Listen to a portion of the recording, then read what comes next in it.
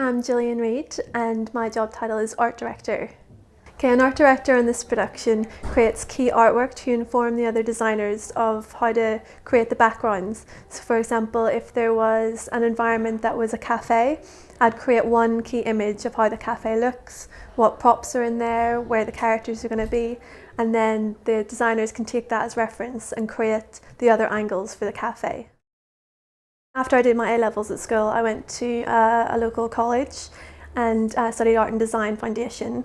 And then after that, I went to university in Bournemouth. I did enjoy uni. I probably wasn't very productive while I was there because it kind of depends what type of person you are. But it was fun and I made a lot of good contacts. And my first couple of jobs came out of contacts that I made at uni. So it was good for that. But that was like 6 years ago. So I don't know if university is essential to work in this industry. It's more just about your skill. So if you have good skills and portfolio, then you don't need university. It helps sometimes, but not always. So I grew up in Belfast in Northern Ireland, and then I moved to Bournemouth to study.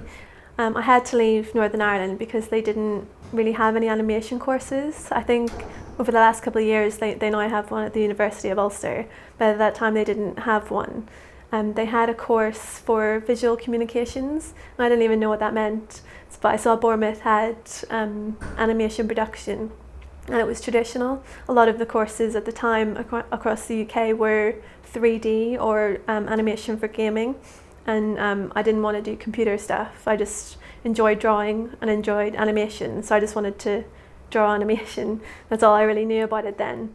So I saw Bournemouth had a good course, and it was traditional and it was by the sea, so I was like, well, that'll do.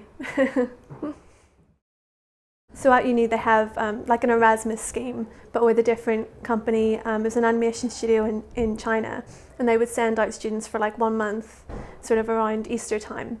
But I didn't do that, I did an Erasmus placement. But then when I graduated, the studio was looking for graduates to come out and work for 6 months. So me and 3 other people from my course, we went out, worked there for 3 months, and because of the language barrier, the British people sort of fell into doing characters while the Chinese people did backgrounds. So that's when I started doing character design, and that was my first job. Living in China was really amazing. It was very different, quite a culture shock, but the project was really good, and it was nice to be part of a big production, and also we got to live like Chinese people did. It wasn't the same as being like a tourist just visiting China. It was getting to live like they did, eat where they did, shop where they did, and it was really great. Outside of work, I actually do quite a lot of creative things. I recently took up knitting, so I quite like that. I do a lot of sketching and drawing in my own time, either designing or out in cafes sketching.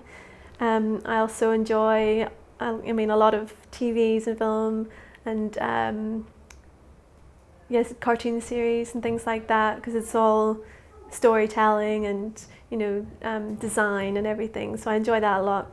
I create artwork for myself outside of professional productions, just to keep my skills sharp.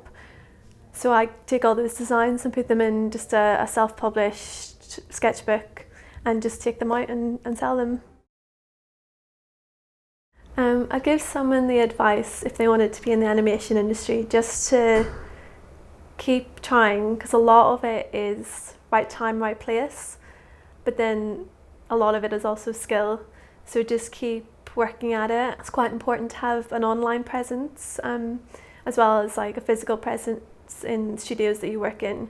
But if you have a Facebook art page, a Twitter page, a Tumblr, if you do all that, then you're accessing as many people as you can, and that's really important as well.